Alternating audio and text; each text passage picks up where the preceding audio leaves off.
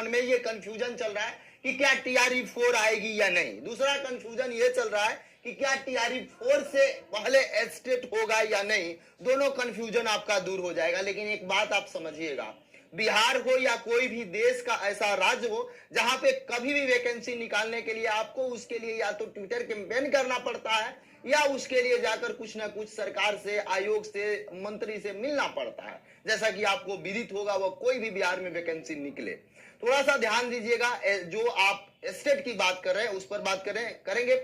उससे पहले सीटेट पर थोड़ा सा बात करेंगे। पाठक CS महोदय हुआ करते थे और उस समय जब बिहार बोर्ड के तत्कालीन, अभी भी हैं वर्तमान समय में, आनंद सर थे, तो उन्होंने साफ तौर पर कहा था कि साल में 2 बार एस्टेट कराएंगे।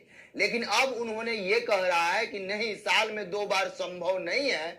अब ये है कि जब वैकेंसी आएगी, शिक्षा विभाग हमको बोलेगी कि हम एग्जाम कराएं, तब कराया जाएगा।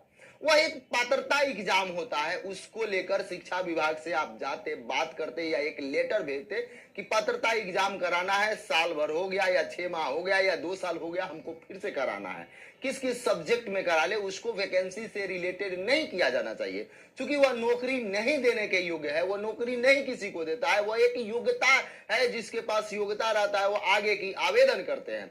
तो वह जब भी वैकेंसी आता है उससे पहले लेना चाहिए। अब आगे देखिए क्या है, इस पर बातचीत करेंगे। सबसे पहले यहाँ पे देखिए, शिक्षकों के तबादले के बाद जुटाई जाएगी रिक्ति, यानी कि जब तबादला कर दिया जाएगा सभी शिक्षकों। 2 चीज समझिएगा यहाँ पे, 60,205 शिक्षकों ने किया है आवेदन। ये अब यहाँ पे देखिए बहुत सारे लोग ये कंफ्यूजन चल रहे हैं कि कहीं नोटिस में दिया जा रहा है, उसका भी कंफ्यूजन नेक्स्ट वीडियो में मैं दूर करूंगा।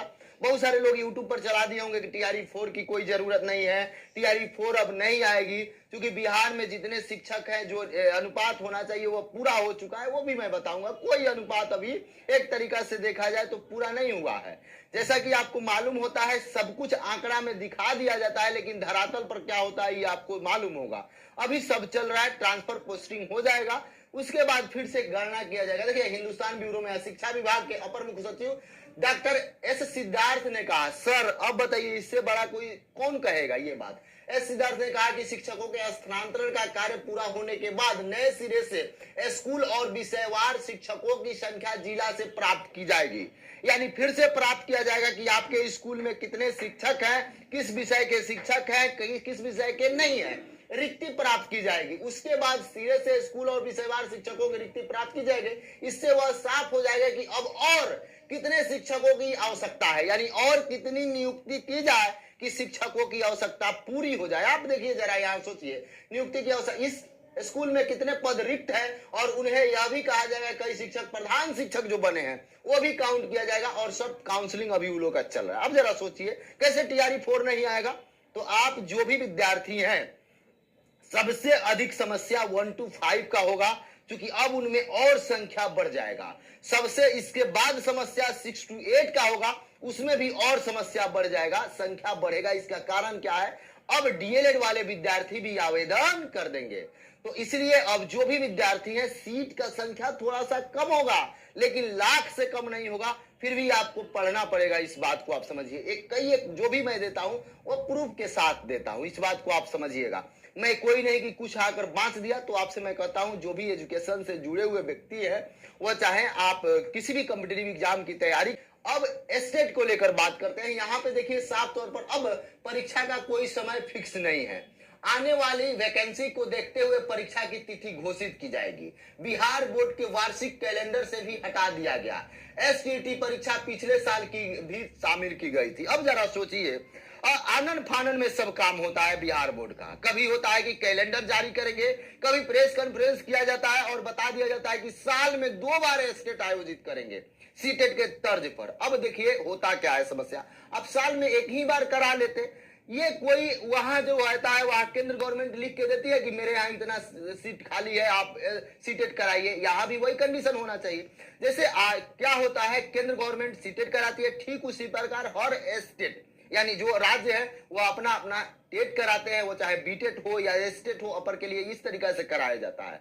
सभी राज्य कराते हैं। रीट में जाकर देखिए, राजस्थान में रीट होता है, यूपी में यूपी टेट होता है, हर स्टेट में होता है, सब जगह। लेकिन सबसे कम अभी बीटेट की बात कीजिएगा तो अभी तक बिहार में मात्र 10 बरस 12 बरस पहले बीटेट हुआ था, उसके बाद कहीं कुछ नहीं हुआ। 2007 में हमको लग रहा हुआ था।